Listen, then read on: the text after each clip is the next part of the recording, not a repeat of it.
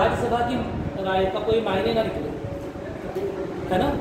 बहुत सारी जगहों पर राज्यसभा की राय की कोई मायने नहीं निकलते, है ना। राज्यसभा बहुत सारे विधेयकों पे, कुछ नहीं, बहुत सारे नहीं, मनी धन विधेयक और हाँ वित्त विधेयक पे, और यही दो विधेयक जिन पर राज्यसभा कोई अन्य राय प्रस्तुत नहीं कर सकती। अगर उसकी अन्य राय है तो फिर उसकी बाध्यता नहीं रह जाएगी, है ना। तो ये सब चीज़ें देखकर किया जाता है, ठीक है।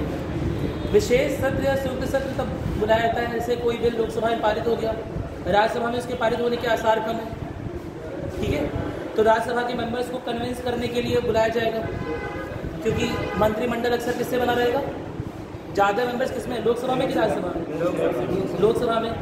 तो जिस हिसाब से ज़्यादा मेंबर लोकसभा में होते हैं उसी तरह से मंत्रिमंडल में भी ज़्यादा मेंबर लोकसभा के होते हैं। मेरी बात सुन रही। तो कभी कभी लोकसभा के जो मेंबर्स हैं, जो मंत्रिमंडल का हिस्सा हैं, है ना, उनके द्वारा कही गई बातें हो सकता है राज्यसभा के मेंबर्स को कन्विंस ना हो, उनसे कन्विंस ना हो, तो ऐसे में सत्र बुला दी जाए उन्हें कन्विंस करने के लिए, डिस्कशन करने के लिए, चार विमर्श करने के लिए। सर जहाँ पर विरोध के चांस रहते हैं वहाँ पर एक क्वेश्चन था सर, क्या सर मतलब सरकार मतलब जो जैसे मतलब किसी का बहुमत अगर लोकसभा में है तो क्या राज्यसभा में मतलब बहुमत जरूरी है उसका? नहीं, एकदम जरूरी नहीं है, इस समय नहीं है। और अगर सर इस समय एग्जाम्पल है, हाँ सर, है ना। अगर लोकसभा में बहुमत है तो राज्यसभा में बहुमत होगा। सरकार कौन बनाता है, लोकसभा राज्यसभा? लोकसभा, ठीक है। लोकसभा सरकार बनाता है, साथ ही साथ मंत्रिमंडल भी तब नियुक्त होता है, यानी काउंसिल ऑफ मिनिस्टर, मंत्रिमंडल है कि कैबिनेट मिनिस्टर को बोलते हैं, लेकिन काउंसिल ऑफ मिनिस्टर मान लो एक मिनट के लिए कि काउंसिल ऑफ मिनिस्टर यानी कि मंत्री परिषद तभी नियुक्त होता है जब लोकसभा चल रही है, लोकसभा चल रही है और सरकार बन चुकी है। मेरी बात सुन रही, सरकार का बनना है यानी कि मंत्रिपरिषद का बनना, बहुत सिंपल सी बात है। सरकार और मंत्रिपरिषद अलग चीज़ें नहीं है। सामान्य बोलचाल की भाषा में बोलते हैं सरकार ने ये कर दिया, सरकार ने वो कर दिया, है ना।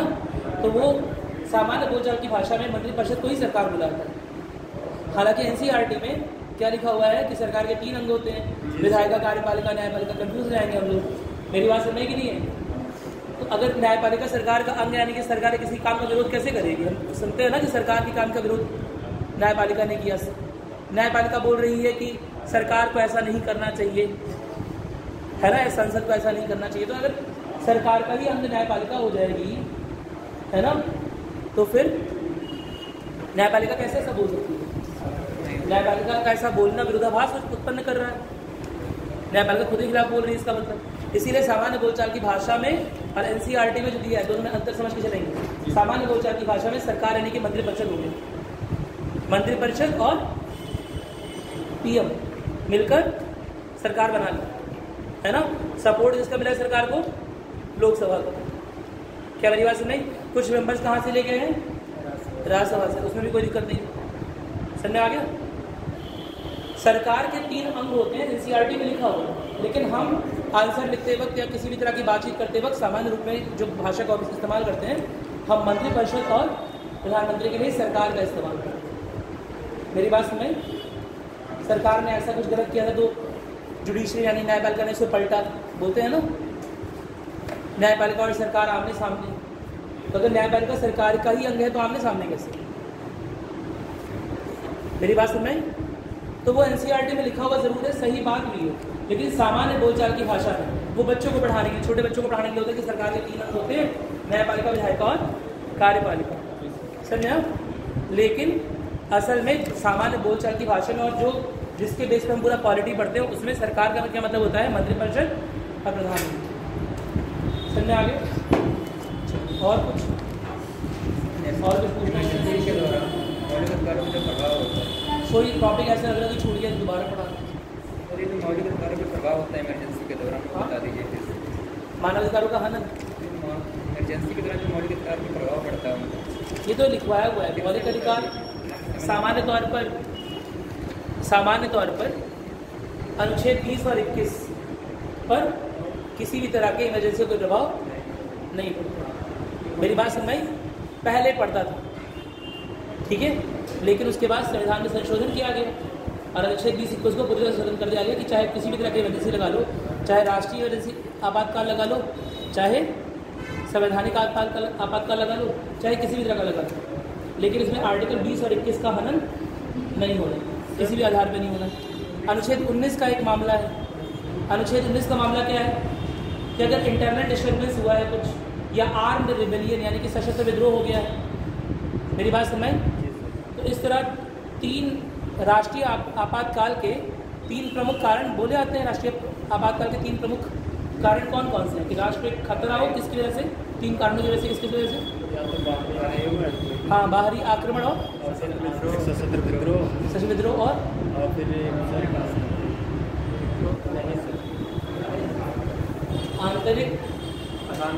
आंतरिक क्या, आंतरिक अशांति को चेंज करके तो कर नहीं सकते। युद्ध की स्थिति, बाहरी आक्रमण, युद्ध की स्थिति, बाहरी आक्रमण और आंतरिक सशस्त्र विद्रोह। कोई दिक्कत तो नहीं है ना सशस्त्र विद्रोह? ये 3 कारण होते हैं आपातकाल को लागू करने के लिए। समझे?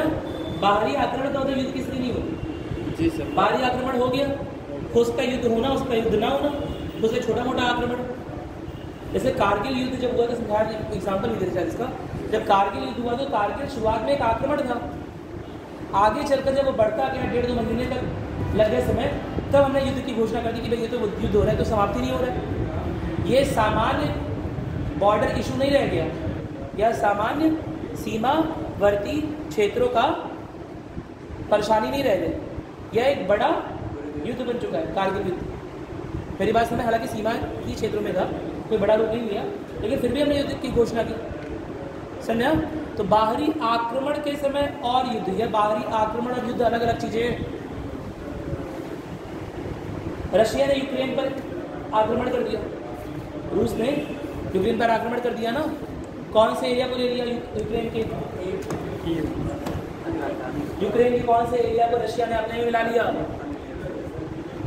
यूक्रेन का एक पेनिनसुलर प्लेटू है, क्या बोलते हैं हिंदी में? प्लेटू क्या बोलते हैं? पठार, है ना? एक त्रिकोणीय पठार है वहाँ पर, जिसका नाम है क्रीमिया। क्या नाम है? क्रीमिया। क्रीमिया में रहते हैं स्लाव लोग। कौन लोग? ये स्लाव लोग जो हैं, स्लेव नहीं है, स्लाव एक तरह की नस्ल होती है जो कि रूस में पाई जाती है। उसके कुछ लोग पहले आकर क्रीमिया में बसे हुए थे, वहाँ यूक्रेन देश उन्होंने बनाया हुआ है ना। अब रशिया बोलता है कि यहाँ के स्लाव जो है वो रूस का पार्ट बनना चाहते हैं, रूस का भाग बनाते हैं। साथ ही साथ क्रीमिया की जब आप अवस्थिति, भौगोलिक अवस्थिति देखेंगे तब आप समझेंगे कि वहाँ पर कुछ समुद्री भाग भी है, कोई छोटा समुद्र समझा, जिस पर रूस अपना कब्जा करना चाह रहे थे, या रूस उस तक पहुँचना चाह रहा था। ठीक है। साथ ही साथ क्रीमियन पेनिनसुला जो है, क्रीमिया जो पेनिनसुला का एरिया है, यह ना केवल भौगोलिक अवस्थिति के रूप से अच्छा है, साथ ही साथ वहाँ पर बहुत गेहूँ वगैरह की खेती भी होती है अच्छी खासी। जबकि रशिया का बहुत सारा भाग क्या है? बर्फ से ढका हुआ है। हाँ, बर्फ से ढका हुआ है। ऐसी भूमि जो बर्फ से ढकी होगी क्या हो जाएगी? 50 साल 100 साल तक बर्फ से ढकी हुई है, क्या हो जाएगा? बदले पक्का कृषि योग्य नहीं रहेगी सर, मरुस्थल हो जाएगा, शीत मरुस्थल। क्यों क्यों क्यों? क्योंकि सर वहाँ पे मिट्टी को मृदा का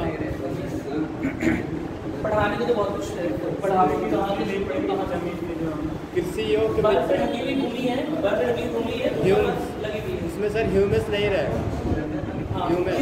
क्योंकि वहाँ का टेम्परेचर, तापमान ऐसा था कि जो आर्द्रता जो मृदा के अंदर होती है वह भी क्या हो गई, वह भी समाप्त हो गई। वो भी किस रूप में आ गई? बर्फ के रूप में। जब आर्द्रता उपस्थित ही नहीं है मृदा के अंदर, ऐसे में क्या हो जाएगा? ऐसे में आइस बन गया, छोटे छोटे क्रिस्टल्स पड़ गए आइस के। और क्या उस आइस के क्रिस्टल्स में, वो आइस के जो क्रिस्टल्स समझ रहे हो ना, टुकड़े डेवलप हो गए, क्या उसमें अर्थवॉर्म यानी कि केचुए देख सकते हैं? नहीं, ना केचुए होंगे, ना कोई अदर माइक्रो ऑर्गेनिजम्स यानी कि कोई भी सूक्ष्म जीव नहीं होंगे, जिसकी वजह से वहाँ पर ह्यूमस नहीं होगा, जिसकी वजह से वो भूमि एकदम बेकार हो जाएगी। वो भूमि बेकार होगी, ऐसी भूमि को बोलते हैं परमाफ्रॉस्ट। क्या बोलते हैं? परमाफ्रॉस्ट। कहीं नोट कर लो, एग्जाम में पूछा जाता है यूपीएससी 2022 का क्वेश्चन, परमाफ्रॉस्ट किसे बोलते हैं? समझा? सब रट जाओ, इतना पेपर पढ़ लो कि रट जाए क्वेश्चन, कौन सा क्वेश्चन कब आया है। इंग्लिश PYQs कितनी इंपॉर्टेंस है क्या बताऊँ? ठीक है। एग्जाम में NCERT के बराबर 2 चीज़ें और इम्पॉर्टेंट है। दूसरा क्या है? पहला PYQ, दूसरा NCERT, तीसरा क्या है? अखबार। इन तीनों अस्त्रों के बगैर, ठीक है। जैसे घर से निकलते हो ना, घर से निकलते हो तो चेहरा भी देखते हो, कपड़ा भी देख लो कि ठीक ठाक है कि नहीं, चेहरा भी, बाल भी देख लेते हो, तीनों चीज़ देखते हो ना कि बाल खड़ा है ऐसे ऐसे ऐसे, हैं नहीं देखते हो, बाल है ही नहीं तो क्या देखते हो, ठीक है। मेरी बात सुनिए, तो देखते हो ना, या दो अलग अलग रंग की चप्पल पहन के आ जाते हो, देखते हो ना, देखते हो, हर चीज़ देख के आते हो। तो ठीक उसी तरह से कैसे कहा गया सर?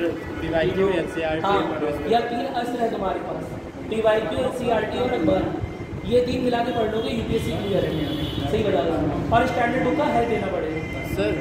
सर नया एक क्वेश्चन था सर, निर्वाचन आयोग किसके प्रति जवाब नहीं करते, रुक जाओ।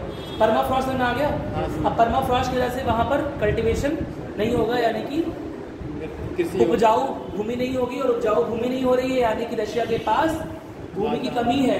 रशिया में असल में स्टार्ट हो गया ग्लेशियर्स का मेल्ट होना, यानी कि जो बड़े बड़े ग्लेशियर्स है वो पिघल रहे हैं, लेकिन उनके नीचे की भूमि उपजाऊ भी नहीं है, तो बेकार हो जा रहा है सब। एक और बाढ़ आ रही है रशिया में, और एक और जहाँ से ग्लेशियर्स मेल्ट हो रहे हैं वहाँ भूमि तो आई सामने, लेकिन वो कृषि होगी नहीं है। तो यह सब परेशानियों को देखते हुए, या जो भी उनकी आर्थिक परेशानियाँ हो, वो सबको देखते हुए उन्होंने क्रीमिया को ऑक्युपाई कर ली। क्या मेरी बात सुनने आ गई? कोई दिक्कत तो नहीं है? अब बहुत सिंपल सी बात है, अब क्रीमिया पे आक्रमण हुआ, लेट सपोज क्रीमिया के बगल में अगर होता हिंदुस्तान, इंडिया, एक बार सपोज करके दिमाग में डाल दे, है ना। तो अब रशिया ने क्रीमिया पर आक्रमण किया है, लेकिन रशिया ने इंडिया पे तो आक्रमण किया नहीं। लेकिन ऐसी युद्ध की स्थिति में जहाँ पर तृतीय विश्व युद्ध की संभावना बन सकती है, युद्ध की संभावना लिखा हुआ है, युद्ध की संभावना, ऐसी स्थिति में भी भले युद्ध हो ना रहा, भले इंडिया डायरेक्टली प्रत्यक्ष रूप से कोई युद्ध का पार्टी ना हो, प्रत्यक्ष रूप से युद्ध में सम्मिलित ना हो रहा हो, उसके आसपास युद्ध हो रहा हो, तो भी इंडिया क्या कर सकता है? आपातकाल की घोषणा कर सकता है। क्या मेरी बात क्लियर है? तो युद्ध की स्थिति। दूसरा है बाहरी आक्रमण। बाहरी समझ गए, हमारी सीमा पर किसी ने बाहरी आक्रमण कर दिया, है ना, वो आक्रमण हो रहा है, लेकिन अभी लग रहा कि बहुत अब युद्ध की स्थिति पहुंचेगी, तो ऐसे केस में हो सकता है हमने युद्ध की घोषणा ना की ताकि लोग डर जाए। हमने युद्ध की घोषणा नहीं की, वरना हमारा जनमानस प्रभावित हो जाएगा, है ना। लेकिन बाहरी आक्रमण की स्थिति हो सकता है थोड़ी गंभीर हो, और ऐसे में राष्ट्रीय आपातकाल को लागू करना बेहद ज़रूरी हो गया। क्या मेरी बात समझ आई? लेट अस सपोज कोई स्टेट है हमारा, राजस्थान एक राज्य है, राजस्थान का पाकिस्तान के साथ कुछ समझौता, कुछ करार है, गैस को लेकर या मिनरल को लेकर या किसी भी चीज़ को लेकर, है ना, या रेत को लेकर या मकराना मार्बल्स को लेकर या खजूर को लेकर, किसी चीज़ को लेकर कोई करार है ना। और पाकिस्तान की ओर से क्या स्टार्ट हो गया?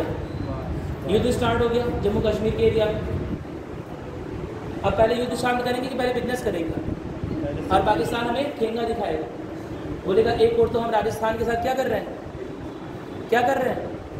बिजनेस कर रहे हैं, और दूसरी ओर हम युद्ध कर रहे हैं। कैसे बेवकूफ़ बना रहे हैं लोग, मूर्ख बना रहे हैं। मेरी बात समझ आई?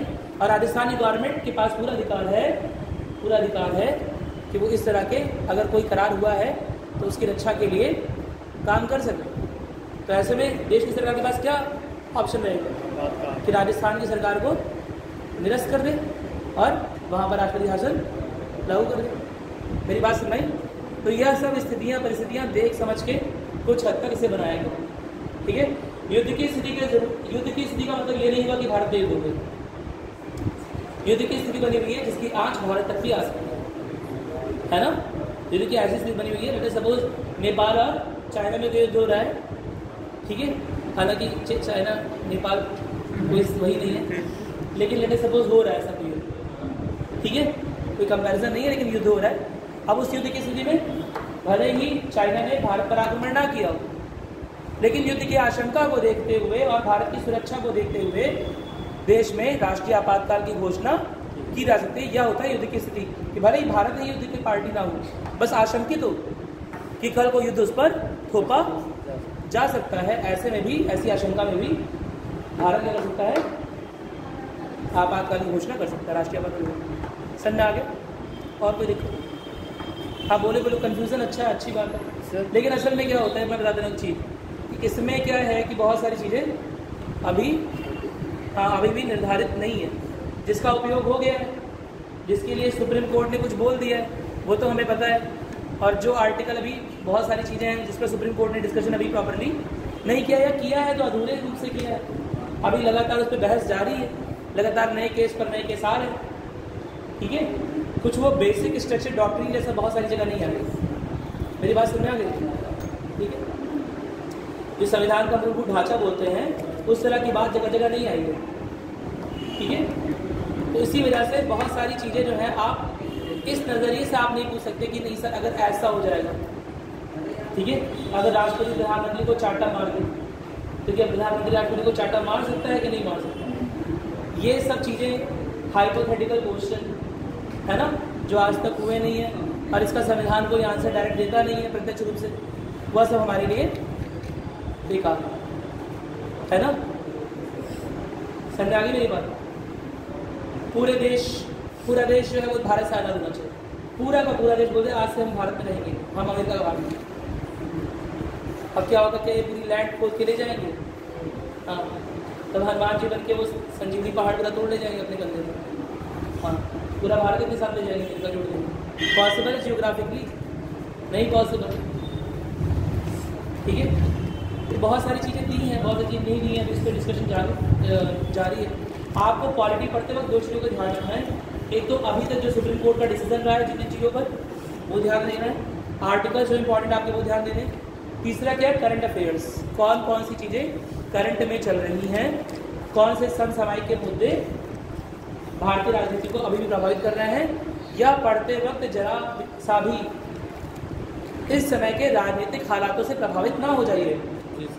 कई बार क्या होता है, हम राजनीति पढ़ने के लिए, पॉलिटी को समझने के लिए खोलते हैं अखबार, उसमें पार्टी पे दलों के मुद्दे जाते हैं, इस दल का ये नेता इन्होंने ऐसा कर दिया, अरे कैसे कह सकते हैं? समझा मेरी बात? समझ? तो कृपया इंडियन पॉलिटी पढ़ते वक्त जो करीब 90% बच्चे, 95% बच्चे गलती करते हैं, क्या करते हैं कि उसे इम्पार्शियल, निष्पक्ष रूप से नहीं पढ़ पाते हैं। कई बार पढ़ते पढ़ते अखबार में लिखी हुई भाषा का शिकार हो जाते हैं। अखबार को जानकारी के स्रोत के रूप में हाँ इस्तेमाल करना है, भले ही लिखा गया उनका हो सकता है माइंड से खरीदे हो। मेरी बात सुन नहीं? देश का सबसे बिकने वाला अखबार बिक ही गया हो। मेरी बात सुन कि नहीं? ठीक है, अखबार को जानकारी के स्रोत के तरह उपयोग करिए, उनके माइंडसेट के या उनकी भाषा को समझिए और उनकी भाषा के अकॉर्डिंग अपने यहाँ से मत लिख दीजिएगा कि हमने इस एडिटोरियल में ये पढ़ा था इसलिए ऐसा होना चाहिए, नहीं है ना। ये तो आपको समझा दिया। आपका जो पॉइंट ऑफ व्यू है और सरकार का पॉइंट ऑफ व्यू मतलब थोड़ा सा मैच होना चाहिए। ऐसे भले ही आप थोड़ा आगे निकल जा रहे हैं सरकार से, समझा, आप बोलेंगे ऐसा भी करें तो अच्छा होता है ना, मोदी सरकार ये भी करती अच्छा होता है, या पुरानी कांग्रेस सरकार ऐसे करती अच्छा होता है, ये बोल सकते हैं। मेरी बात समझ? थोड़ा सा आगे निकल सकते हैं, लेकिन कभी गलत बहुत क्रिटिसाइज नहीं कर सकते आप लोग। मेरी बात क्लियर है? स्पेशली पॉलिटिकल साइंस के पेपर में आंसर लिखते वक्त कृपया करके दलगत राजनीति, जाति धर्म की राजनीति को दूर रखिएगा, एकदम दूर रखिएगा, वरना नंबर मिलेगा 0 अच्छे आंसर को। जैसे आपने लिखा है ना, इस तरह की भावना प्रदर्शित हुई कि आप फलानी सरकार को ज़्यादा महत्व दे रहे हैं, वैसे आपके नंबर चले आएंगे 0। ठीक है, मेरी बात सुनना है? नहीं बात सुनना है? समझ आ गया? तो याद रखिएगा, दलगत राजनीति से दूर रखिएगा। और कई बार अखबार के जो पेजेस लिखे होते हैं वो दलगत राजनीति को ध्यान रख के लिखे गए होते हैं, क्योंकि उन्हें बहुत सारे एडवर्टाइजमेंट, बहुत सारे प्रमोशन, बहुत सारे इश्तिहार मिल रहे होते हैं। ठीक है, कोई दिक्कत तो नहीं है। आपको उसके सूचना के स्रोत के रूप में उपयोग करना है ना। आपको कभी भी झुकाव या राजनीतिक झुकाव नहीं दिखाना है आपको। अगर है भी आपका तो अच्छी बात है, बुरी बात जैसे भी है, लेकिन कम से कम आपको प्रदर्शित अपने पेपर में नहीं करना। जैसे अगर आप राजनीतिक झुकाव दिखाएंगे आपको नुकसान नहीं लगेगा। मेरी बात सुन रही? कोई दिक्कत तो नहीं है ना। और आंसर लिखते वक्त साफ, अगर आंसर में अलग से लिखा नहीं है कि आलोचना करिए या समालोचनात्मक विवरण करिए, इस तरह की बात नहीं लिखी हुई है, तो जबरन आलोचना मत करिए। हम तो बहुत दुखी हो गए थे जब ये निर्णय आया। मेरी बात सुन रही कि नहीं है? ये सब बात लिखने की जरूरत नहीं है। ठीक है, और हमेशा एक बात ये भी देखा मैंने आपके आंसर को लिखते वक्त, कई बच्चे करते क्या गलती करते हैं, कई लोग गलती करते हैं कि अपना एग्जाम तो बहुत दे देते हैं, है ना, जैसा कि हमें पता है। ये क्या लिख रहे हो भाई? कहानी नहीं लिखना, न्यूज़ रिपोर्टिंग कर रहे हैं, जैसा कि हमें ज्ञात है, पहले से पता है, हम सभी को मालूम है, देख लेगा टीचर इनफ चीज है तो है ना, उसका ब्लड जो है एकदम बाहर आ जाएगा आंखों से ऐसे। मेरी बात सुनने की नहीं है, एकदम ये सब अवॉइड करना है। थर्ड पर्सन के यह ज्ञात है, हमें छोड़ो, अगर ऐसा भी लिखना है तुम्हें तो यह ज्ञात है ना, या ऐसी कुछ बात सीख सकते हो। हमें तुम्हें का इस्तेमाल कम से कम करना, मैं का इस्तेमाल कम से कम करना, थोड़ा बहुत कर सकते हैं ऐसे के पेपर में ऐसा कर सकते हैं, ऐसे के पेपर में छूट है, लेकिन बाकी सारे पेपर में आप नहीं लिख सकते। जैसा कि हमें ज्ञात है कि इंडस वैली सिंधु घाटी सभ्यता यहाँ पाई। अब जैसा कि हमें ज्ञात है, देख लिया टीचर ने, बस तुम्हें क्या ज्ञात है, तुम्हें क्या ज्ञात है, वो बोलेगा मैंने आता ना, तुम सब पढ़ के ऑदर्स की किताब पढ़ के आए, तुम क्या देखिए सिंधु घाटी सभ्यता, तो फिर हमें तो किताबें पढ़नी है, समझ मेरी बात। इसीलिए बहुत परेशान मत हो, जो किताबों में लिखा है उसे पढ़ो।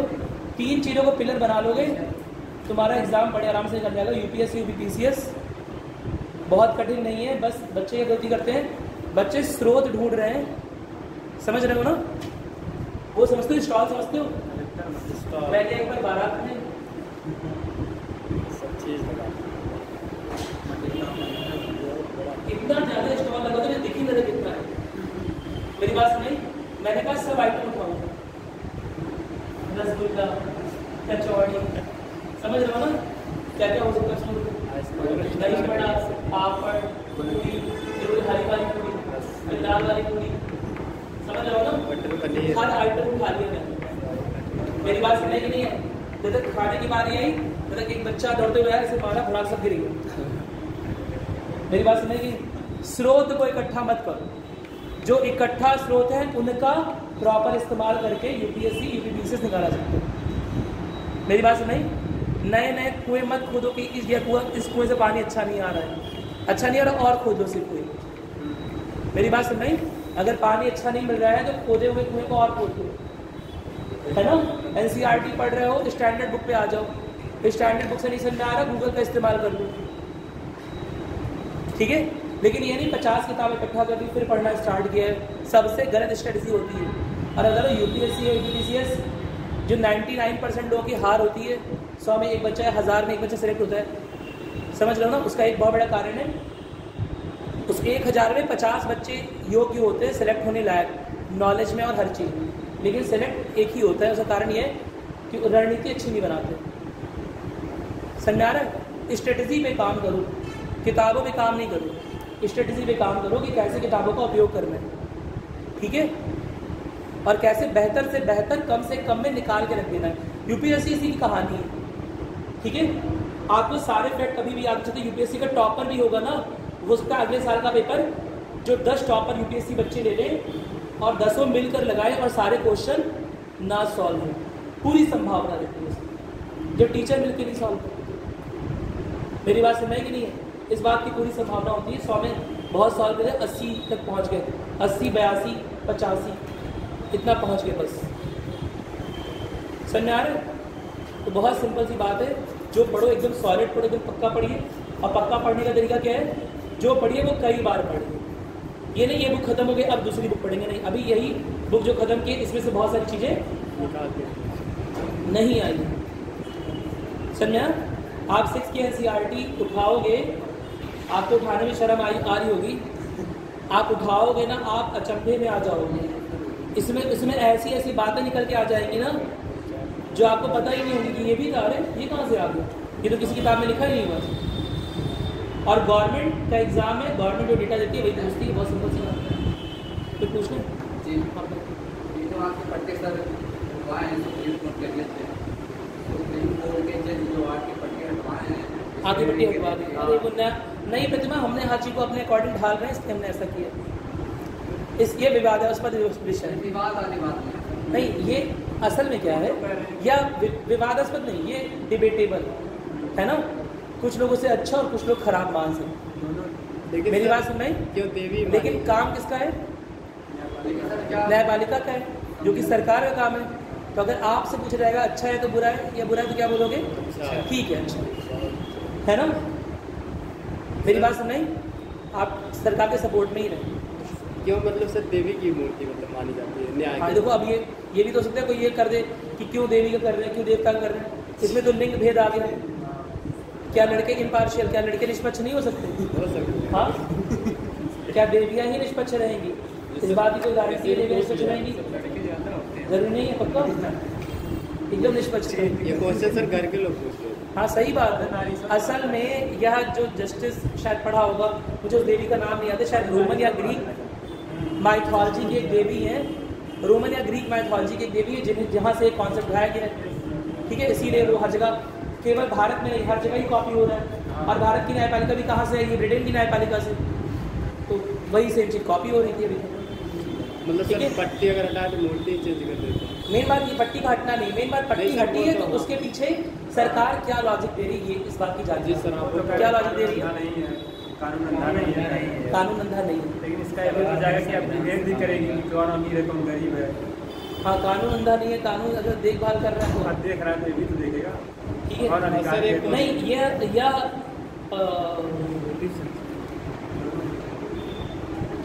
यह लीगल चीज जो है एक सामाजिक एस्पेक्ट से उठा ली गई जो कि गलत है। कानून अंधा है, कानून अंधा नहीं है, यह तो एक सामाजिक बोलने की चीज हो गई ना।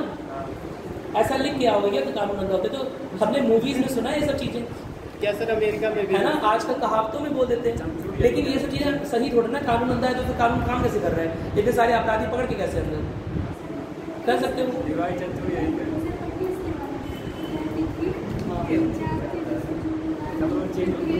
हाँ, यही कारण था। तो पट्टी क्यों हटा दी?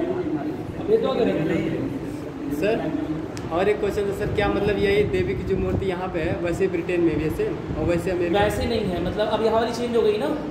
मतलब पहले इसके वाली पहले तो same थी। सेम पहले वाली सेम। और सर अमेरिका में न्याय की देवी अमेरिका में भी शायद सेम, अमेरिका भी सर, सेम, एक- हर जगह न्याय की प्रतिमा एक ही जैसी। वो उन्हें न्याय की देवी बोलते जी, हैं। सर। वो ग्रीक या रोमन किसी माइथोलॉजी से उठाई हुई एक देवी है जिनके बारे में बोलता है कि ये बहुत निष्पक्ष थी। तो वही कॉन्सेप्ट उठा के ब्रिटिशर्स ने कॉपी किया। ब्रिटिशर्स ही ये सारी चीज़ें पूरी दुनिया भर में फैलाई। ब्रिटिशर्स से यूरोप में, है ना, यूरोप में ब्रिटेन और फ्रांस में इन सब चीज़ों को लेकर बड़ा कंपटीशन। यूरोप में, ब्रिटेन और फ्रांस में कौन पहले डेमोक्रेसी ले आएगा, कौन पहले मैग्ना कार्टा ले आएगा, कौन कितने राइट्स दे देगा, कौन पहली संसद बना लेगा, इन सब, कौन कितने अलग उपनिवेश बना लेगा, इन सब चीज़ों को लेकर किसमें चला है? ब्रिटेन और फ्रांस में बहुत ज़्यादा प्रतिद्वंद्विता चली है थ्रू आउट हिस्ट्री, 17वीं सेंचुरी तक, 18वीं सेंचुरी तक। मेरी बात सुन रही? अंततः क्या हुआ? अंततः फाइनली उससे बड़ी पावर्स आ गई, रशिया आ गया, अमेरिका आ गया, तो प्रतिद्वंद्विता धीरे धीरे खत्म हो गई और फिर उपनिवेशवाद भी खत्म हो गया एक तरह से। औपनिवेशिक व्यवस्था, है ना, जो नियो लिबरलिज्म शायद आपने सुना होगा, उस रूप में आ गई। आपने पढ़ा है नियो लिबरलिज्म, नियो कॉलोनिज्म, नव उपनिवेशवाद। लिबरलिज्म किसे बोलते हैं? उदारवाद ना, नव उदारवाद पढ़ा है? बताइए, नव उपनिवेशवाद किसे बोलते हैं? मतलब जिस तरह से चाइना ने जिस तरह से श्रीलंका के साथ किया, मतलब केवल चाइना और भी मतलब अमेरिका जैसे कैसे कैसे करें? मतलब जैसे कि बात सही है, लेकिन चलिए चाइना और श्रीलंका क्या क्या किया चाइना ने श्रीलंका के साथ, या पाकिस्तान के साथ क्या कर रहे हैं? वो सर मतलब इसे रेट काफ़ी ज़्यादा दिया। पैसे सर सस्ते मतलब वो लोन पे सस्ते ब्याज पर लोन दे रहा है, क्रेडिट दे रहा है सस्ते ब्याज पर, या बिना ब्याज के क्रेडिट दे रहा है। और सर वहाँ पे मेरी बात सुनाई? एक बार जब आपने किसी से लोन ले लिया, 500 रुपये उधार ले लिया, और आप वापस करने की स्थिति में नहीं हो, आपने खर्च कर दिया, तो अब या तो उससे भागोगे मुँह छुपा छुपा के, या फिर जो बोलेगा वो करना पड़ेगा। वो बोलेगा भैया मेरे यहाँ झाड़ू लगा दो, झाड़ू भी लगाओ, भैया भैया मेरे पोछे साफ कर दो, मेरी बात सुन रहे? वो भी करना पड़ेगा। तो असल में क्या होता है, नव उपनिवेशवाद समझते हैं, इससे गंभीर समस्या है ना। जब उपनिवेशवाद को एक गंभीर समस्या के रूप में उसका आकलन हुआ, और ये हुआ है द्वितीय विश्व युद्ध के समय, सेकेंड वर्ल्ड वॉर के टाइम पर ये समझ लिया गया कि बहुत सारे जो देश हैं, पीड़ित देश हैं उपनिवेशवाद से, जैसे भारत हो गया, अफ्रीका के कुछ कंट्री हो गए, तो इन सब चीज़ों का जो विरोध है वो खुले तौर पर अमेरिका में और बहुत सारे जगह पर होने लगा। कि ऐसे लोगों को गुलाम बना के रखा गया है और ये किया गया है वो किया गया है। ठीक है, ऐसे में साम्राज्यवादी शक्तियों ने एक चाल बनाई। उन्होंने कहा कि अब उपनिवेशवाद ऐसे नहीं फैलाएंगे, अब एक नया तरीका इस्तेमाल कर सकते हैं, है ना, हाँ, लोन का। और कई बार इल्ज़ाम लगता है, कॉन्स्पिरेसी थ्योरी भी हो सकती है, सही बात नहीं है, लेकिन आप इंटरनेशनल पॉलिटिक्स में पढ़ेंगे तो कुछ हद तक पढ़ेंगे कि कई सारे देश अमेरिका पर इल्ज़ाम लगाते हैं कि उन्होंने विश्व बैंक और अंतर्राष्ट्रीय मुद्रा कोष की स्थापना इसीलिए की थी कि उनके साम्राज्यवादी देश इस विश्व बैंक और अंतर्राष्ट्रीय मुद्रा कोष में अपने धन को दे सके और उस धन को जो ऐसे देश हैं जो कि विकासशील देश है या जिन्हें ज़रूरत है उन्हें दिया जा सके। और एक बार वो धन दे दिया जाएगा तो उन पर अपने तरह की सरकार चलाने का दबाव डाला सकेगा। अपने तरह की सरकार मतलब क्या हो गई? उदारवादी सरकार, निजीकरण, उदारीकरण, वैश्वीकरण। क्यों करवा लिया हमने निजीकरण, उदारीकरण, वैश्वीकरण? ऐसी क्या जरूरत आ गई थी? सब पैसा, आर्थिक संकट आ गया तो कुछ और कर लेते, वही क्यों करवाया? क्या कारण? क्योंकि सब रुपए की वैल्यू भी तो कमजोर हो रही है। और इनका यहाँ पर रुपए की वैल्यू शुरुआत में जब भारत आया तो $1 $1 के बराबर था। फिर 1960s में $1 5 रुपए के बराबर आ गया। और फिर अमेरिका ने इंदिरा गांधी पर जबरदस्त प्रेशर डाला कि हम आपको लोन तभी देंगे जब आप अपनी करेंसी को डीवैल्यूएट करेंगे, जब आप $1 बराबर 7 रुपया करेंगे। मेरी बात सुन रही? उस समय देश में हाहाकार मच गया पूरा। क्या मेरी बात क्लियर है? और आज कितना हो गया है? $84। मेरी बात सुन रही कि नहीं? फिलहाल बहुत तेजी से घट रहा है, जो भी है। फिलहाल किया क्यों गया? ये किया गया क्यों किया गया? आर्थिक जो सुधार हैं, बस उदारीकरण ही आर्थिक सुधार होता है, निजीकरण, वैश्वीकरण। क्या अपनी इंडस्ट्रीज को, घरेलू उद्योगों को संरक्षित रखना क्या सरकार की जिम्मेदारी नहीं है? बाहर के लोग आएंगे, सस्ते में सामान बनाएंगे, यहाँ बेच देंगे, घरेलू उद्योग चलेगा? नहीं चलेगा। मेरी बात सुनिए, तो सरकार की जिम्मेदारी तो ये भी है घरेलू उद्योग को संरक्षित करने की, घरेलू व्यापारियों को संरक्षण देने की, उनके व्यापार में भागीदार या उनके व्यापार में किसी तरह के सहयोग देने की, यह भी तो जिम्मेदारी है। तो फिर क्यों किया गया उदारीकरण, वैश्वीकरण? क्योंकि यह प्रेशर, दबाव डाला गया कि जो अगला लोन है, आपको इस आर्थिक संकट से निपटने के लिए आपको अगला लोन तभी मिलेगा जब अपनी अर्थव्यवस्था के ढांचे में, जो मूलभूत ढांचा आपने बना रखा है अर्थव्यवस्था का, उसमें बदलाव लाएंगे। और उसमें बदलाव लाने का मतलब है आप अपने गेट्स, अपने दरवाजे, जो अभी तक आपने घरेलू उद्योगों के नाम पर बाहर की कंपनियों के लिए बंद किए हुए थे, उसे खोलेंगे ताकि बाहर की कंपनियां यहाँ पर आकर निवेश कर सकें, अपनी कंपनी लगा सकें, अपनी फैक्ट्री लगा सकें, नई तरह की स्कूटी, बाइक, कंप्यूटर, समझ रहे हो ना, मैकडी, डोमिनोज, पिज्ज़ा, बर्गर, मेरी बात समझ में आ रही है? वो सब यहाँ ला सके और बेच सके, चला सके, अपना बिजनेस चला सके। क्योंकि वहाँ पर सैचुरेशन आ गया था। सैचुरेशन उस पर अधिकतम वहाँ पर हो गया था कि जितना खोल सकता था चेन स्टोर वहाँ पर खुल गया। अब और नए जगह तलाशनी है उन लोग को, नए ग्राहक चाहिए, है ना? मेरी बात, व्यापार को बढ़ाने का यही तरीका होता है, नए ग्राहक चाहिए। तो नए ग्राहक ऐसे देशों को खोजा जाएगा जहाँ की अर्थव्यवस्था अभी तक बंद है, जहाँ की व्यवस्था ने दरवाजे बाहरी कंपनियों के लिए नहीं खोले। ठीक है, तो उन्हीं में से एक देश भारत बन गया, क्योंकि भारत के आर्थिक आसार अच्छे नहीं थे, आर्थिक संकट गहरा गया था भारत में। तो भारत ने अमेरिका के दबाव में आकर वैश्वीकरण, उदारीकरण और निजीकरण कर लिया। क्या मेरी बात क्लियर है? कोई दिक्कत तो नहीं है? इस तरह से बहुत सारे देशों में जितने भी विकासशील देश थे, सबको, जो भी सोशलिस्ट लाइन पे चल रहे थे, जो भी समाजवादी या साम्यवादी सरकारों को चला रहे थे, उन सबको पैसे की दिक्कत होने लगी, पैसे की कमी होने लगी। और अंततः वह अमेरिका के दबाव में और साम्राज्यवादी शक्तियों के दबाव में अपने दरवाजे उनकी निजी कंपनियों के लिए खोल लेंगे। उनकी निजी कंपनियों की, उनकी सरकारों से साठगांठ होगी। क्या मेरी बात क्लियर है? जब निजी कंपनियों ने जब निजी कंपनियां यहाँ पर आकर निवेश करेंगी, अपनी फैक्ट्री लगाएंगी और सब कुछ करेंगी, यहाँ से मुनाफा कमाएंगी, तो टैक्स अपने गवर्नमेंट को देंगी। क्या मेरी बात क्लियर है? फाइनली फ़ायदा वहाँ का भी होगा। अरे बोलो, क्या मेरी बात समझ आ गई? ये उदारीकरण जो हम कहते हैं ना, उदारीकरण, वैश्वीकरण और निजीकरण, उदारीकरण। ये क्लास 12 की पॉलिटिक्स पढ़ोगे है ना, जब अंतर्राष्ट्रीय संबंध पढ़ोगे, उसमें अंतिम चैप्टर है ग्लोबलाइजेशन, वैश्वीकरण। उसमें वैश्वीकरण के केवल एक आयाम पर फोकस नहीं किया गया, जो दूसरे आयाम हैं, जो नकारात्मक चीज़ें हैं वैश्वीकरण की, उन पर भी समान रूप से उन पर बात की गई। ठीक है, और एग्जाम के पॉइंट ऑफ व्यू से बहुत इंपॉर्टेंट है कि हर चीज़ आप दोनों आयामों से जानिए।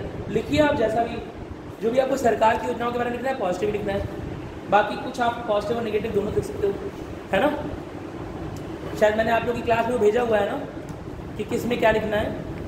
अलग अलग तरह के क्वेश्चन आते हैं, विवरण दीजिए, है ना, आलोचना करिए, समीक्षा करिए। दिया हुआ है आपकी क्लास में कि हर एक आंसर कैसे लिखना है, देखा आप लोगों ने? भैया तैयारी करना शुरू कर दो जबरदस्ती इस तरीके से, ठीक है। हेलीकॉप्टर में घूमने आते हो ना कि नहीं घूमने आते? तब फिर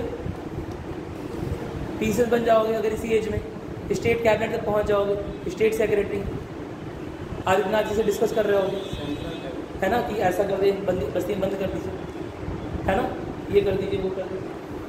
मेरी बात सुनने की नहीं, ये बदलाव ले, ये सुधार ले आइए, वो सब आपके आइडियाज़ भी रहेंगे उसमें, ठीक है। और अगर IAS बन गए तो सीधे, है ना, कैबिनेट सचिवालय, राष्ट्रपति का नामांकन भरवा रहे होगे। राष्ट्रपति तुम्हारे साइन के बिना नामांकन नहीं भरेगा। मेरी बात सुनने की नहीं, तो बहुत ज़्यादा पावर्स हैं IAS अधिकारियों के पास, कम नहीं। समझ आ गया? अरे बोलो, नहीं समझ रहा? राष्ट्रपति नामांकन के लिए आएंगे तो आप सीधे बैठे रहोगे, वो नामांकन के लिए आएंगे। समझा? आप उठ के, आप प्रोटोकॉल है कि आप उठे हुए लेकिन सीट नहीं छोड़ोगे, उठोगे फिर बैठोगे, है ना। लेकिन सोचो कितनी रिस्पेक्ट आपको मिल रही। अरे बोलो। और राष्ट्रपति तो 5 साल के लिए होता है, आप लोग बन जाओगे कितने साल के लिए? 30, 35, जितने भी साल, जो भी तुम्हारी एज बची हुई, 35 साल 40 साल के लिए बन जाओगे। 20-21 साल के लिए बन गए तो मतलब 20-21 साल की उम्र में बन गए तो 40 साल के लिए 21 साल की उम्र में बनोगे ही, तो 40 साल 38 साल अगर हो गए तुम्हारे, ऐसे जीवन अच्छा रहेगा। और लेकिन जीवन अच्छा करना है तो मेहनत करनी पड़ेगी ना, बोलो, ठीक है। और कुछ पूछना है, कोई डिस्कशन, कोई कुछ दिमाग में चल रहा है तो पूछ लो आप आज एकदम फ्री होकर, कुछ भी तैयारी से रिलेटेड या कुछ भी तुम्हें डाउट हो रहा है, आज ओपन कर देते हैं। कुछ भी डाउट है किसी भी चीज़ से रिलेटेड पूछ लो आपसे, जो भी डाउट है। जितना ऐसा कोई जरूरी नहीं सारी चीज़ें मुझे आती है, लेकिन जितनी चीज़ें मुझे आती हैं शेयर कर दो। सर बोलो जी सर क्वेश्चन था, जब डेटा काफ़ी बढ़ गया है, जीमेल का स्टोरेज उन्हें हार्ड डिस्क में करना पड़ता है, अब वो प्राइसेस काफ़ी हाई हो गए, है ना। तो ऐसे में जीमेल ने क्या किया कि एक लिमिट लगा दी 15 GB की। याद रखना कितनी? 15 GB की। 15 GB से ज़्यादा डेटा अगर आपके जीमेल, गूगल फोटोज़ या कहीं पर स्टोर्ड है तो आपको उसका भुगतान करना पड़ेगा। और हो सकता है कल को वो 1 GB कर दे तो भी आपको करना पड़ेगा। मेरी बात सुन रही? कोई आपको फ्री की सर्विस क्यों दे भाई? ठीक है सर। हाँ बताओ। क्वेश्चन था सर, जैसे सर इसमें आप लिखवाएं कि मतलब निर्वाचन आयोग के बारे में और भी मतलब जितने आयोग हैं, तो सर ये लोग रिपोर्ट किसे करते हैं, किसके प्रति जवाबदेह होते हैं? जिस निर्वाचन आयोग है वो किसके प्रति जवाबदेह होगा? निर्वाचन आयोग अपनी रिपोर्ट वैसे तो राष्ट्रपति के सामने रखता है, तो सर निष्पक्ष कहाँ से रह जाएगा? सही बात। इसमें सर लिखा है ना कि किसी के प्रति, लेकिन अपनी रिपोर्ट जो है निष्पक्ष तो रहता ही है, क्योंकि वो किसी के कहने पे काम नहीं करेगा तो निष्पक्ष है उस तरह से। लेकिन अपनी रिपोर्ट तो कहीं ना कहीं सबमिट करेगा ना। वही सर, वही समझ रहे। अपनी रिपोर्ट तो राष्ट्रपति के सामने सबमिट करेगा, जवाबदेही नहीं। अच्छा, अगर जवाबदेही पूछ रहे हैं, ये जो स्वायत्त संस्थाएं होती हैं इनकी कोई जवाबदेही होती है क्या? RBI की, ये निर्वाचन आयोग की जवाबदेही नहीं है। लेकिन अगर जवाबदेही बनानी है तो आप सुप्रीम कोर्ट का दरवाज़ा खटखटा सकते हैं, यानी कि जुडिशियल रिव्यू के बाहर, न्यायिक समीक्षा के बाहर केवल कुछ ही चीज़ें हैं। कौन कौन सी? केवल एक चीज़ है कि 2 चीज़? मंत्रिपरिषद की सलाह, मंत्रिपरिषद की राष्ट्रपति को दी गई सलाह। और एक और चीज़ है, और हाँ वेरी गुड, कैबिनेट की बैठक भी न्यायिक समीक्षा से परे। मेरी बात सुनाई? कैबिनेट की मीटिंग में कोई डिस्कशन हुआ है ना? किसी ने गुस्से में आकर कुछ बोल दिया, लेट अस सपोज आप माइनॉरिटीज़ को दिखा रहे हैं, लेट अस सपोज आप लीडर माइनॉरिटीज़ के, है ना, लेकिन आप वहाँ कैबिनेट के अंदर आपने कुछ बोल दिया जो माइनॉरिटीज़ के खिलाफ है। अब अगर वो चीज़ बाहर आ गई तो हो सकता है आपकी सीट चली जाए अगले चुनाव में। तो इसलिए कैबिनेट की मीटिंग में जो बातें होती हैं वह देश के सामने नहीं आती, तो बहुत ज़रूरी ना हो जब तक प्रधानमंत्री खुद जब किसे आदेश ना दे, कैबिनेट सचिव यानी कि IAS अधिकारी को आदेश ना दे कि जो वार्ताएं हो रही सबकी रिकॉर्डिंग करो, सब नोट करो, मतलब कैबिनेट की मीटिंग को रिकॉर्ड करने का आदेश नहीं है या किया नहीं जाता। मेरी बात सुनाई? और क्योंकि किया नहीं जा रहा है, जब कैबिनेट की मीटिंग में रिकॉर्डिंग नहीं हो रही है, मैं यहाँ पर तुम्हें एक तमाचा मार दूँ, रिकॉर्डिंग नहीं हुई है, अब क्या करोगे? कैसे प्रूव करोगे मैंने तमाचा मारा? रिकॉर्डिंग नहीं हुई है। मेरी बात सुनने के लिए अरे बोलो। तो कैबिनेट की मीटिंग में रिकॉर्डिंग होनी, कैबिनेट मिनिस्टर की कुछ लिखा जाए ना, अब जो मतलब फ्री हो गए ना, अब एकदम फ्री हो गए दिमागी रूप से, किसी प्रकार का कोई दबाव नहीं, ना देश की मीडिया का, ना लोगों का, ना जिस धर्म जाति से जीत कर आया उसका, ना जिस प्रदेश के है उसका, किसी के प्रति कोई जवाब नहीं, क्योंकि दबाव है नहीं। मेरी बात सुनने की नहीं है, कोई दिक्कत तो नहीं है। तो बस वही है, ठीक है। कैबिनेट की मीटिंग न्यायिक समीक्षा से परे, और कुछ जो न्यायिक समीक्षा से परे, संसद की कार्यवाही जो कही गई है, जो जिसमें सर वो मतलब डिबेटेबल नहीं रहती उसमें। संसद की कार्यवाही के लिए संसद में ही प्रावधान है, तो फिर न्यायिक समीक्षा से पहले वो बात सही है, लेकिन अगर उसके नियमों का कुछ उल्लंघन हो रहा हो तो क्या हो सकता है? न्यायालय में चुनौती, वो मतलब सर न्यायालय में चुनौती नहीं देते हैं सर, उसमें जो मतलब बातें कही जाती हैं। कह सकते हैं संसद की कार्यवाही भी न्यायिक समीक्षा से परे कुछ हद तक बोल सकते हैं, ठीक है। और कुछ पूछना एकदम फ्री हो गए, पूछ लो पूरा एग्जाम या कुछ। 1750 मार्क्स का आपका मेन का एग्जाम होता है, बताइए, है ना, उसमें लिखना होता है लंबे आंसर। और सर आपको 10 मार्क वाले क्वेश्चन 6 से 7 मिनट में कर लेने, आपको 15 मार्क वाले क्वेश्चन 11 से 12 मिनट में कर लेने, है ना। स्पीड कैसे बनाए? पेन के ऊपर पूछ जाइए, ठीक है। जब गाड़ी में स्पीड है, स्कूटी में या किसी में स्पीड है, क्या करते? सर्विसिंग करते हैं, तो सर तेज लगा रहे हैं वहाँ पर। मेरी बात सुनेंगे नहीं? किसी दोनों बता दो, ठीक है, चलेगा नहीं। अरे स्पीड बनाना तो आप बताओ भाई, स्पीड कैसे बनाएं? आप भी राइटिंग ऐसे लिखो कि पढ़ने लायक भी रहे, स्पीड मेंटेन करें, ठीक है। कुछ लोग क्या होता है कि कम शब्दों में ज़्यादा चीज़ों को प्रदर्शित करने जाते हैं, वो इंसान जी सर। हाँ, वही कुछ लोग बन जाते हैं सर। मैं हाँ सार कर देखो, लेकिन सारी चीज़ें प्रेजेंट करें उसमें। वो सर कैसे वो मतलब करें, वही पॉइंट्स बना के लिखो, चार्ट बना के लिखो। पूछा गया 5 क्लॉजेस, तुम्हारे पास टाइम नहीं है, शब्दों का चयन सर, वो तो करते करते आएगा ना। 5.5 क्लॉजेस पूछे आपसे, आप एक क्लॉज ऐसे लिखा दो, एक क्लॉज ऐसे लिखा दो, एक क्लॉज ऐसे लिखा दो, एक क्लॉज लिखा दो। अब ये जो डिब्बे में बनाओगे थोड़े सुंदर लगेंगे, ठीक है। अगर आपके पास एकदम समय नहीं है तो ऐसा कर सकते हो,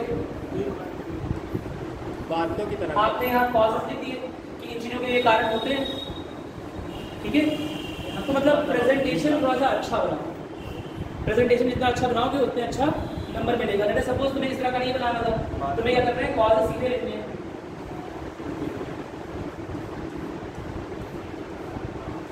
ठीक है। एक डिब्बा बनाया, अब इसके आगे पूरी लाइन लिख देना वो। जी सर। दूसरा डिब्बा बनाया, दूसरा कारण क्या है, इसके आगे पूरी लाइन। तीसरा डिब्बा बनाया, पूरी लाइन। चौथा डिब्बा बनाया, पूरी लाइन। इस तरह से लिख सकते हो। प्रेजेंटेशन अच्छा होना चाहिए। जब आपकी कॉपी के सामने एग्जामिनर रुकेगा तभी आपका भला होगा, क्योंकि 1000 में से 15 कॉपियों के बीच में वो रुके, 1000 में से 15 कॉपियों पे रुके हो। सही बोल रहा हूँ मैं? हाँ सही। नहीं सही नहीं बोल रहा हूँ। 15,000 में 1,000 उसमें से हाँ कह सकते हो 15,000 में 1,000 है, 15,000 में 3,000, 15,000 कॉपी में से 3,000 कॉपी पे रुकेगा। समझा ना कि 5 में एक कॉपी पर रुकेगा, तो आपकी कॉपी उन 5 में सबसे अच्छी होनी चाहिए, यानी कि प्रेजेंटेशन अच्छी होनी चाहिए। नॉलेज में आपकी और उसकी बराबरी होगी लगभग, अगर दोनों ने प्रीलिम्स निकाल ली है तो बहुत अंतर नहीं होगा, थोड़ा बहुत अंतर हो सकता है। दूसरी बात, एक जो गलती बच्चे करते हैं, सबसे बड़ी गलती, प्रीलिम्स निकालने के बाद मेंस की तैयारी करते हैं, सबके फेल होने का रीज़न ही होता है। मेंस की तैयारी पहले होती है, प्रीलिम्स की बाद में होती है, उल्टा ऑर्डर सेट करके रखा है, पहले प्रीलिम्स पढ़ेंगे फिर मेंस पढ़ेंगे। पहले प्रीलिम्स क्लियर, जब प्रीलिम्स क्लियर हो जाएगा तब मेंस की तैयारी शुरू करेंगे, जब बारात आ जाएगी, है ना, समझा, तब देखेंगे कि क्या पहनना है, समझा। आगे ऐसे लोग घरे वाले कपड़े में पूरा बारात अटेंड करते हैं, मेरी बात समझेगी नहीं है, तो बहुत सिंपल सी बात है, एंड टाइम पे कुछ होगा नहीं, ठीक है। सुना ना, कौन सा पछताए हो तो क्या, चिड़िया चुग गई है, और कोई ऑप्शन ही नहीं है, पछताना ही है, ठीक है। अगर प्रीलिम्स में आपका हो गया और आपने मेंस की तैयारी नहीं की है तो वो प्रीलिम्स बेकार हो गया, वो पूरी मेहनत बेकार हो गई, क्योंकि मेंस 2 महीने की तैयारी में निकलता नहीं है भैया। मेंस तो है कम से कम 8 महीने की लगातार, 7 महीने की लगातार आंसर राइटिंग प्रैक्टिस, ठीक है। अगर वो नहीं किया तो मेंस निकलेगा नहीं, ठीक है। आप 24-24 घंटा एक दिन में 25 घंटा भी पढ़ते रहोगे ना,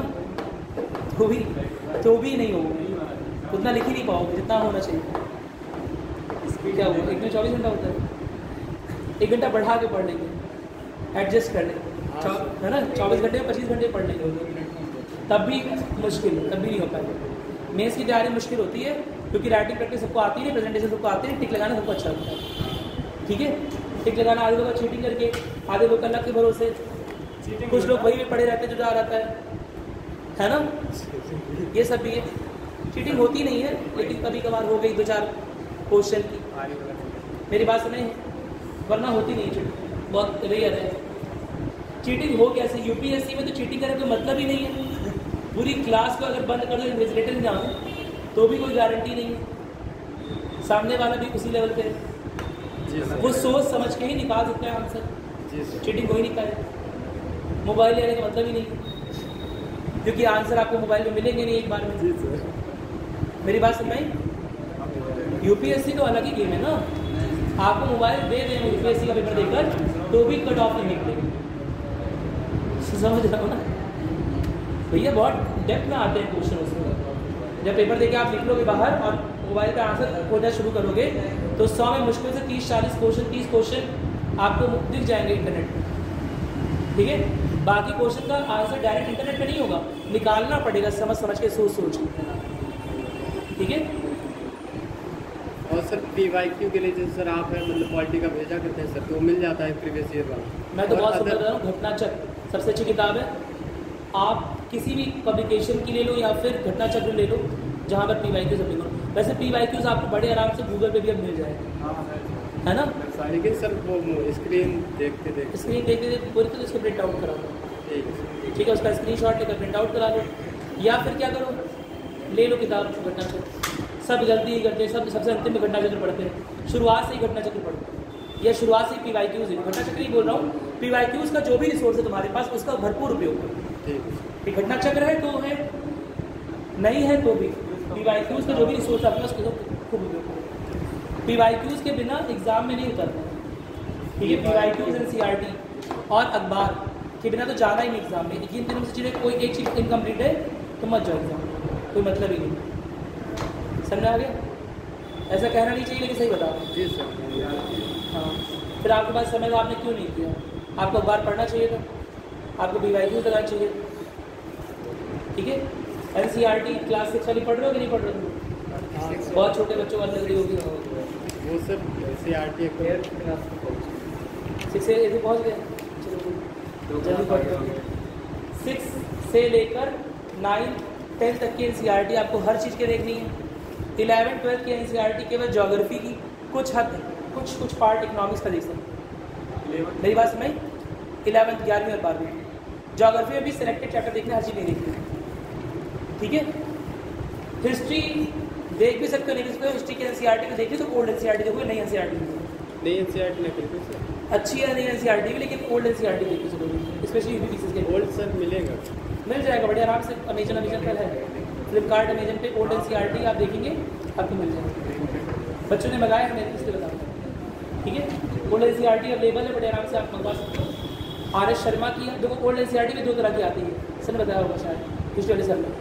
RS शर्मा की और रोमिला थापर की। रोमिला थापर मैंने बताया होगा कि बहुत छोटी छोटी चीज़ें साहित्यिक भाषा में लिखा हुआ है, पोएटिक भाषा में। नहीं बताया, सुना सुनते रहिए तुम लोग, ऐसे मेरे बारे में बताया नहीं सर, ठीक है। साहित्यिक भाषा में लिखते हैं वहाँ से कभी कभी। तो रोमिला थापर वाली बुक को तुम इग्नोर कर सकते हो, बाद में पढ़ लेना। किताब ऐसे तो RS शर्मा की है ना, क्योंकि आजकल ज़माना है कौन से इतिहास का, कौन से इतिहास हम पढ़ रहे हैं। जैसे पॉलिटी में हम पार्टिसिपेटरी डेमोक्रेसी पढ़ रहे हैं ना, समझ लो ना, हम किस तरह की डेमोक्रेटिक स्ट्रक्चर पढ़ रहे हैं, किस तरह का लोकतांत्रिक ढांचा है। पार्टिसिपेशन वाला, कोऑपरेटिव वाला, कोऑपरेटिव समझते हो ना, जिसमें सबकी सहभागिता है, कोई दिक्कत तो नहीं है ना, ठीक है। तो सहभागिता वाला टाइप का लोकतंत्र जो हम पढ़ रहे हैं, उसी तरह से जो इतिहास तुम्हें पढ़ना है वो किस तरह का है, जिस एग्जाम में आता है, कौन सा है, राष्ट्रवादी, मार्क्सिस्ट, राष्ट्रवादी option A, Marxist option B, या फिर यूरोपियन कैसा इतिहास जो आप पढ़ रहे हो आपके एग्जाम में आता है, उपाश्रयवादी इतिहास, दोनों नोट कर लो कहीं, इंग्लिश में बोलते हैं सबाल्टर्न हिस्ट्री, है ना।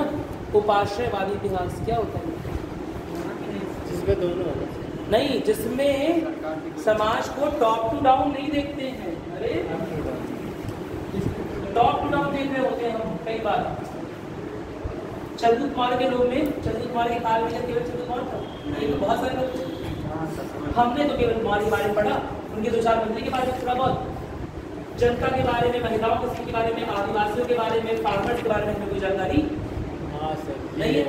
ये कैसा इतिहास हो गया, ये तो पॉलिटिकल इतिहास हो गया, इतिहास के नाम पर ये राजनीतिक इतिहास हो गया। महिलाओं की स्थिति क्या थी, बच्चों की स्थिति क्या थी, सिंचाई की व्यवस्था थी कि नहीं थी, अकाल पड़ता था तो क्या लोग क्या करते थे, सामाजिक वेशभूषा कैसी थी, समाज में लोग उठते बैठते थे कि नहीं बैठे थे, है ना। क्या समाज के लोग खुले विचारों के थे, क्या लड़का लड़की का बात करना अलाउड था, मेरी बात समझ, क्या लड़कियों को पढ़ने की व्यवस्था थी, अरे नहीं नहीं नहीं, मतलब जिसमें होगा वैसा होगा, मेरी बात समझ आ रही कि नहीं है, ठीक है।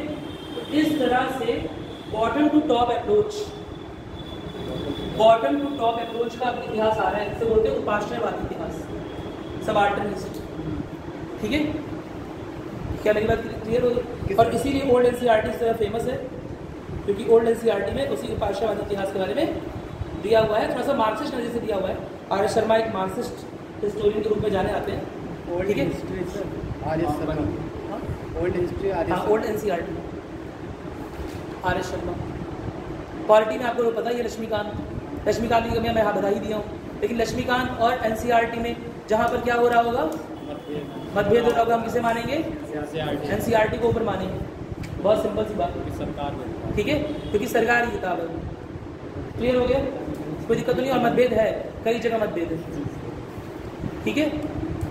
उसी तरह अगर ओल्ड NCERT और न्यू NCERT में कोई मतभेद हो रहा है, होता है मतभेद, जैसे हिस्ट्री किताब में मतभेद है। सबसे पहले स्वर्ण सिक्के किसने चलवाए थे, कुषाण ने चलवाए थे या इंडो ग्रीक या तो कुषाण ने चलवाए थे, सर तो वहीं से आए थे तो नहीं, अरे यवन मतलब वो ग्रीक्स थे ना, हाँ, कुषाण ने या उन्होंने, अलग अलग, हाँ ग्रीक्स जो है वो। अब सुनो मेरी बात, ओल्ड NCERT में लिखा हुआ है कुषाणों, न्यू NCERT में लिखा है इंडो ग्रीक्स। आप न्यू NCERT की बात सही मानोगे, क्यों नहीं, यहाँ मेरी बात सुनाई। तो NCERT में जो कॉन्ट्रडिक्शन है वो भी NCERT से ही लड़के दूर करने हैं, उसके लिए लूसेंट पे नहीं आना है, मेरी बात समझ आ गई। इस तरह के बहुत सारे कॉन्ट्रडिक्शन आपको मिलेंगे। ज्योग्राफी में बहुत सारे कॉन्ट्रडिक्शन दिए हुए, पुरानी किताब और नई किताब में, क्लास 6 के NCERT में, क्लास 11 के NCERT में कुछ ना कुछ कॉन्ट्रडिक्शन आपको मिलेंगे, विरोधाभास मिलेगा। क्या कारण है, क्योंकि भाई देखो लोगों की समझ भी बढ़ रही है ना, लोगों की समझ नहीं बढ़ रही पहले से। कक्षा 6 की एक NCERT है मेरे पास पुरानी, उसमें लिखा है सिंधु घाटी सभ्यता में, मतलब वहाँ पे लोहा भी लिखा है वहाँ पे। बताओ, लेकिन वो लोहा कांच सब बराबर है, लोहा लिख दिया उन्होंने, लेकिन सिंधु घाटी सभ्यता में लॉ एल्स लोअर नहीं पाया गया। ये उसकी खासियत है कि आया वैदिक सिविलाइजेशन है ना, वहाँ पर क्या पाया गया और ब्रॉन्ज और कॉपर है ना, कांस्य और तांबा, उसमें भी पहले कांस्य से, इसीलिए से ब्रॉन्ज सिविलाइजेशन को बोलते हैं। मेरी बात सुन रहे हैं? कांस्य बोलते हैं ना, हाँ बनता उसी से, लेकिन फिर भी क्यों बोला गया? सर अधिक उसी चीज़, क्योंकि अधिक मात्रा उसकी थी, प्लस अंतर है ब्रॉन्ज और कॉपर की प्रॉपर्टी में। यस, अच्छा सर, कॉपर मुड़ जाएगा, टूट जाएगा तो कॉपर वायर, ब्रॉन्ज से तोड़ लोगे पीतल की चीज़, नहीं तोड़ पाओगे। समझ रहे हो ना, अंतर दोनों में। भैया हर चीज़ को डीप में पढ़ो, डेप्थ में एकदम गहराई में उतरो। NCERT कम से कम 5 से 6 बार कंप्लीट कर लो, तब स्टैंडर्ड बुक की ओर ऐसे देखो। हाँ कम से कम 6 बार, 6 बार के बिना 6 बार जिसने NCERT खत्म नहीं की है, तुम एक बार खत्म करो। अरे सोच रहे थे सर हमसे कि 1 घंटे में कितनी किताबें पढ़ी? एक बार नहीं, 6 बार NCERT, 3 बार PYQ और बस 1 बार अखबार पढ़ लें, और लास्ट में कोई भी मैगजीन लेकर रिवाइज कर लें। ठीक है, इतना काफ़ी एग्जाम निकालने के लिए, टॉप करने के लिए निकालने के लिए इतना काफ़ी। समझ में आ गया? लेकिन अब इतना भी नहीं करोगे तो करेंगे सर, कर रहे हैं सर स्टार्ट। ठीक है, टाइम बांट लो तुम लोग, हमेशा टाइम मैनेजमेंट करो। 3 घंटे एटलीस्ट घर पे पढ़ो, 3 से 4 घंटे। कोई कहते हैं 24 घंटे पढ़ने से हो जाएगा, अरे 24 घंटे पढ़ना ही नहीं है। अगर साल भर मेहनत कर रहे हो तो 4 से 6 घंटे काफ़ी है। अलग अलग इंसान के लिए कैपेसिटी भी तो होती है। कोई 6 घंटे बैठा रहता है लेकिन इधर उधर फ़ोन चल रहा है ना, हाँ जो भी है ना, अलग अलग स्टेटस देखे जा रहे हैं, अपडेट किए जा रहे हैं, शायरी है ना, कविताएं, सब कुछ चल रहा है पढ़ाई के अलावा। कृपया करके मोबाइल से अगर सच में सेलेक्ट आ जाते हो ना, तो मोबाइल से और सोशल मीडिया से दूर हो जाओ। मेरी बात समझ आ गई? और कृपया करके अपने आप को बेवकूफ़ मत बनाओ कि सोशल मीडिया की वजह से तुम्हें जानकारी मिल रही है, वो लिमिटेड ही है। जितना नुकसान हो रहा है ना, उससे बहुत कम फ़ायदा हो रहा है। सोशल मीडिया से एकदम लिमिटेड, बहुत लिमिटेड लाओ, दिन में 10 मिनट के लिए यूज़ कर लिया, उससे ज़्यादा नहीं यूज़ करो। ठीक है, अपना सारा दिन अगर सच में एग्जाम निकालो, सारे दिन ट्राई लगा लो, कम से कम अभी से 3 से 4 घंटे पढ़ोगे, अगला पेपर क्लियर हो जाएगा। ठीक है, अगला पेपर 2025 में होगा ना लोग। जी सर, अगर अभी से 4 से 5 घंटे तुमने लगा दिए, बड़े आराम से क्लियर हो जाएगा। बस पेपर में बहुत टाइम मत लगा देना, पेपर पढ़ने का तरीका सीख लेना, यूट्यूब पर दिया हुआ है ना। हाँ, पेपर की एंड टू एंड नहीं पढ़ना है, पेपर में संपादकीय वाला पार्ट, अंतर्राष्ट्रीय खबर और इकोनॉमिक्स पढ़ना है, बस यही 3 चीज़ पढ़नी, बाकी पढ़नी नहीं। नेशनल न्यूज़ भी तभी पढ़नी है जब वो संपादकीय वाले भाग में हो, अदरवाइज नहीं पढ़ना है ना। और हफ्ते में 1 निकलेगा वो साइंस एंड टेक्नोलॉजी, विज्ञान एवं प्रौद्योगिकी। जी सर, वो पढ़ लेना। उसे पढ़ के नोट्स बनाने की जरूरत दोबारा नहीं है। नोट्स बनाओगे तो 1 कॉपी 1 महीने का अखबार हो जाए। नोट्स एकदम मत बनाओ, बस पढ़ते रहो ध्यान से। नोट्स की जगह पर क्या कर लेना, लास्ट टाइम में कोई करंट अफेयर्स की मैगजीन लेके उसका टॉपिक लिख लेना। हाँ, टॉपिक लिख लेना, करंट अफेयर्स की मैगजीन लेके रिवाइज करना, समझना। लेकिन पेपर पढ़ना बहुत ज़रूरी है। आप बोल सकते हो कि सर याद नहीं रहेगा, फिर फायदा क्या रहेगा पढ़ने का?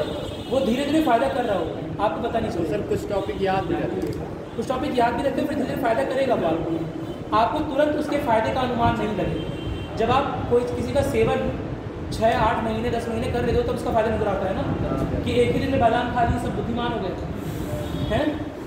ऐसा तो होता नहीं है। तो बस वही बात है, एक दिन में ना ही सत्संग करके आप विद्वान बन जाओगे, ना ही बादाम खा के आप विद्वान बन जाओगे, ना ही कुछ करके। तो एक ही दिन अखबार के सामने बैठ कर विद्वान नहीं होता। 10 महीने 12 महीने अखबार के सामने बैठोगे, हर एक पन्ना पढ़ोगे, हर एक पन्ना नहीं, वो जो पन्ने इंपॉर्टेंट वो पढ़ोगे, तो नो डाउट आपका एग्ज़ाम, आप में गहराई आ जाएगी, है ना, समझने की क्षमता बढ़ जाएगी। हर एक चीज़ को देखने के अलग अलग दृष्टिकोण डेवलप कर जाएंगे, विकसित हो जाएंगे आपके दिमाग में। फिर अपने ही दृष्टिकोण को सही नहीं मानोगे, दूसरे का भी दृष्टिकोण समझने लगोगे, जानने लगोगे। मेरी बात सुनाई? और वहाँ से आपकी तैयारी शुरू हो जाएगी। ठीक है, नहीं समझे बात? अभी जो अखबार नहीं पढ़ रहा है वो तैयारी नहीं कर रहा है, वो तो बस ऐसे ही पढ़ रहा है। अखबार पढ़ना एकदम ज़रूरी है। संपादकीय ये नहीं सोचता लास्ट में करंट अफेयर्स पढ़ लेंगे, उसमें संपादकीय वाली सोच वाली बात नहीं होती है। संपादकीय सोचा विचारा आता है, वो बड़ी ज़रूरी है, विचार विमर्श। आप IAS PCS बनने वाले हो ना, तो फिर सोच विचार विमर्श करने की, तर्क वितर्क करने की क्षमता होनी चाहिए ना, वो तभी डेवलप ही होगी। ठीक है, आज में दिया था सर, जो पट्टी हटाए हैं न्याय की देवी की, उसमें सर एक महिला कोई लेखक हैं दैनिक जागरण में, उन्होंने दिया है कि मतलब कुछ लोग मतलब फिर भी इतना अपराध कर रहे हैं, लेकिन उनको ये ज्ञात नहीं है कि हम मतलब न्याय से बच मतलब जो मतलब हम कर रहे हैं उससे बच नहीं पाएंगे, उसके लिए न्याय मतलब होगा। अब संपादकीय में हाँ तो हो सकता है, संपादकीय के विचार विमर्श पढ़ोगे तो तुम्हारे दृष्टिकोण खुलेंगे। केवल हम ही सही है नहीं समझ आएगा, वो भी सही हो सकता है, उसका दृष्टिकोण हमसे भिन्न है, उसका दृष्टिकोण हमसे अलग है, उसका मत हमसे अलग है, लेकिन वो भी सही हो सकता है, कोई जरूरी नहीं हम ही सही। यह सब एक्सेप्ट करने की क्षमता है, ठीक है, जो कि सिविल सर्विस में सबसे ज़्यादा जरूरी है। विचार विमर्श करोगे तभी तो आंसर लिखोगे, वरना ऐसे कैसे लिख के लाओगे, है ना। ऐसे भी तो लिखना होता है। कितने नंबर का? 250 मार्क्स का 125 मार्क्स के दो, अब फिर कैसे लिखोगे? 125 मार्क ऐसे यानी कितना हो गया? कम से कम 24-25 लिखते जाओगे कैसे? विचार विमर्श करने की क्षमता होनी चाहिए तभी करते हो, ठीक है। जिस दिन से आपने सोचा है कि हमें तैयारी करनी है उस दिन से NCERT PYQs रोज़ 1 घंटे NCERT, रोज़ 1 घंटे PYQs, आधे घंटे PYQs देना स्टार्ट कर दीजिए, और कम से कम 1 घंटा से 1.5 घंटा अखबार में दीजिए, ठीक है। अखबार से आपका विचार विमर्श बढ़ेगा, चीज़ों को सोखने की क्षमता बढ़ेगी, वही सबसे ज़्यादा ज़रूरी है। अब्राहम लिंकन की वाली डायलॉग सुने हो ना, कहते मुझे 8 घंटे मिले जंगल को काटने के लिए, तो मैं 7 घंटे क्या करूँगा? 7 घंटे धार तेज, हाँ, कुल्हाड़ी की धार तेज करूँगा। तो जो आप अखबार पढ़ रहे हो ना, उससे आपकी कुल्हाड़ी की धार तेज हो रही है, ठीक है। इसलिए अखबार पढ़ना जरूरी है। उसमें कृपया करके विराट, अनुष्का, है ना, दीपिका पादुकोण वगैरह पढ़ने की आवश्यकता, ठीक है। अगर एक टाइम टेबल 3 दिन या हफ्ते भर भी फॉलो हो जा रहा है तो ठीक है मेरे हिसाब से। टाइम टेबल बहुत स्ट्रिक्ट मत बनाइए, अपने आप को इंसान समझिए, मशीन में समझिए, थोड़ा सा ऐसे टाइम टेबल बनाइए कि हाँ मुझे हफ्ते भर में ये कंप्लीट कर दें, जी सर, टॉपिक, ठीक है। हाँ, टॉपिक वाइज बना लीजिए, बैठने की हैबिट डेवलप करिए, है ना। अगर बैठने की हैबिट डेवलप हो जाएगी तो अपने आप हो जाएगा। मेरी बात सुने, आत्मनियंत्रण तो सीखना ही पड़ेगा, वो तो की है ही, ठीक है भैया। यह एक क्या बताया शुरुआत में आते बताया, क्या है UPSC की प्रिपरेशन, क्या है? एक साधना, यज्ञ। और यज्ञ में अगर एक भी चीज़ की कमी रह गई, है ना, कंसंट्रेशन की कमी है ना, डेडिकेशन की कमी है, समर्पण नहीं है ना, सहनशीलता नहीं है, हर जगह कोई बोल रहा है जवाब देने, हर जगह जवाब देने, सबसे लड़ते चल रहे हैं, है ना। बहुत टाइम हो गया हमारे पास, सबको जवाब दे रहे हैं, सबको मैसेज करो तुमने मुझे ऐसा कैसे बोल दिया, भरे समाज में। इतना समय है तो फिर आप UPSC के लिए नहीं, सबसे लड़ने का समय नहीं है भैया, इतना पढ़ना है आपको, सबसे बात करने का समय ही कैसे है, पढ़ने के लिए इतना कुछ है, सबका स्टेटस देखना ही समय ही नहीं है, समय इतना कुछ पढ़ने के लिए, ठीक है। समय निकल रहा है, ये चिंता का विषय है, इस चिंता में रहिए, समय कैसे निकल गया, समय निकल रहा है, सच में तैयारी होती है, समय निकलता ही नहीं, ठीक है, समय निकले ही ना। और 4 घंटे अगर कोई बहुत अच्छे से पढ़ाई कर रहा है, डीप वर्क कर रहा है, फोन को साइड में रखकर एकदम कंसंट्रेट करके, तो मेरे ख्याल से अगर 4 घंटे वो 8 महीने 10 महीने पढ़ता है तो उसका सिलेक्शन हो जाएगा। पहले तैयारी मेन से स्टार्ट होना तब, ये नहीं प्रीलिम्स की तैयारी पहले करें फिर मेंस की तैयारी करें, वो गलत होगा, ठीक है। चलो ठीक है, और कुछ पूछना है तो कंसंट्रेशन बढ़ाएंगे, टाइम टेबल की प्रॉब्लम सॉल्व हो जाएगी। देखो कोई भी चीज़, टीचर, कोचिंग इंस्टीट्यूशन, हर एक चीज़ की वैल्यू है। सबसे इम्पॉर्टेंट क्या है एक कार में, सबसे इम्पॉर्टेंट क्या होता है, सोच के बता दूँ। एक कार जो चल रही होती है, सबसे इम्पॉर्टेंट उसका व्हील होता है, या उसकी बॉडी होती है, उसकी स्टीयरिंग होती है, ड्राइवर होता है। ड्राइवर सबसे इम्पोर्टेंट है, ड्राइवर तुम ही हो, मेरी बात समझ की नहीं है, विल पावर तुम्हारी है, ठीक है सर। हाँ, कह रहे हैं ब्रेक भी होता है, ब्रेक भी इम्पोर्टेंट है, लेकिन ड्राइवर तो ब्रेक लगाएगा, ब्रेक अपने आप लग जाएगा क्या, कौन लगाएगा? ड्राइवर लगाएगा। तब फिर सबसे इम्पोर्टेंट ड्राइवर है, ड्राइवर तुम लोग, रिसोर्स सारे के बने, और तुम लोग इतने अच्छे युग में जी रहे हो। मैं सब बता रहा हूँ, अगर कोई काम सोचो तो असंभव नहीं इस समय। आज के 10-12 साल पहले जब हम तैयारी कर रहे थे, सच बता रहा हूँ, स्रोतों की इतनी कमी थी, इतनी भुखमरी थी स्रोतों की, क्या बताऊँ मैं, मिलती नहीं थी किताब, 2 महीने तक लक्ष्मीकांत की किताब ऑर्डर कर दो तो आपकी नहीं थी 2-3 महीने। मेरी बात सुन भाई, स्रोतों की बहुत सारी कमी थी, गूगल पे सारी चीज़ें अवेलेबल नहीं थी, है ना, और ना ही जियो वाला सिम था कि हर जगह गूगल हो जा रहे हैं। मेरी बात क्लियर है? हर चीज़ समझाने के लिए यूट्यूब पे वीडियोस नहीं थे।